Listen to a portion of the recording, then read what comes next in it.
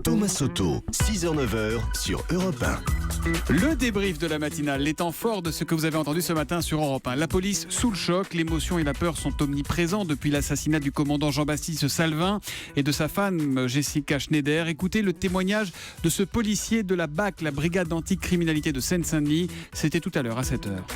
Il n'y a pas une fois où je ne regarde pas dans mon rétro quand je rentre du travail. Systématiquement. Si je vois une voiture qui me plaît pas derrière moi, je vais pas rentrer chez moi, je vais faire un tour. C'est usant d'avoir une attention, une hyper-vigilance. C'est d'être aux aguets quasiment H24. Il faut faire face au terrorisme, et faire face aux mouvements sociaux, et faire face à la vindicte populaire, et faire en sorte que les gens se sentent en sécurité. Mais sincèrement, aujourd'hui, je sais pas si on prend les bonnes mesures pour être en sécurité. On pense aussi beaucoup ce matin forcément à ce petit garçon de 3 ans qui va avoir besoin d'un grand soutien psychologique pour essayer d'oublier, entre guillemets, ce qu'il a vu ou de vivre avec. C'est ce que nous disait le pédopsychiatre Stéphane Clerget. Il répondait à vos questions à 6h45.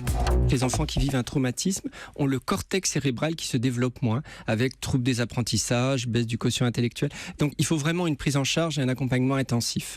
Et c'est important qu'il retrouve vite son frère, parce qu'à mon avis, c'est l'élément le plus stabilisant pour lui. Donc ça, c'est la dimension affective essentielle. Il va avoir besoin d'amour, d'une attention permanente, de ne pas le laisser seul.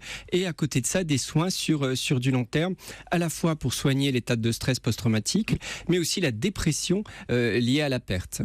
Une respiration, un peu de plaisir. On espère qu'il viendra du Vélodrome ce soir à Marseille où la France affronte l'Albanie.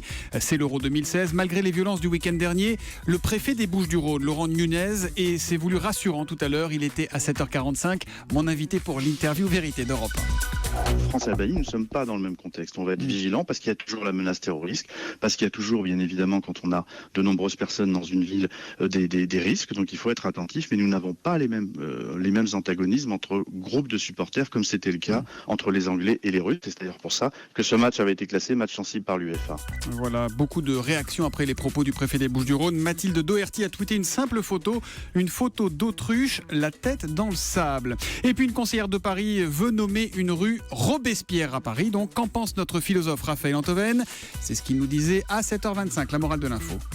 Écoutez, peut-être, je sais pas, pourquoi pas. Mais alors ce qu'il faudrait créer, c'est un vrai quartier de la tyrannie, où le bon Robespierre serait flanqué de tous ses héritiers. Une allée Staline, une impasse Pol Pot, une contre-allée Franco, un square Pinochet, un parking Poutine, sans oublier naturellement la place de la guillotine. Et la morale de l'info, Raphaël? La morale de l'info, c'est que ce n'est pas en falsifiant l'histoire qu'on lutte contre l'amnésie. Et là, vous vous dites chouette, Raphaël revient demain à 7h25 pour la morale de l'info. Mais non, chouette, il est encore là, il va revenir ce matin. Raphaël, racontez-nous ce que vous faites. Ah oui, je ne vous quitte pas, c'est le jour du bac tout de même. Donc on attend les sujets là qu'on va nous connaître dans 2 ou 3 minutes. On va essayer de les traiter et d'en proposer quelques pistes à nos auditeurs, à nos internautes dans 3 quarts d'heure, dans 1 heure à peu près. Et ça va se passer sur la page Facebook d'Europe 1 pour un Facebook Live avec les corrigés des épreuves avec le meilleur prof qui soit, Raphaël Antoven. C'est vous qui le dites. Il oui. n'a pas encore corrigé ma copie, c'est pour ça. Allez, merci beaucoup, à tout de suite pour les...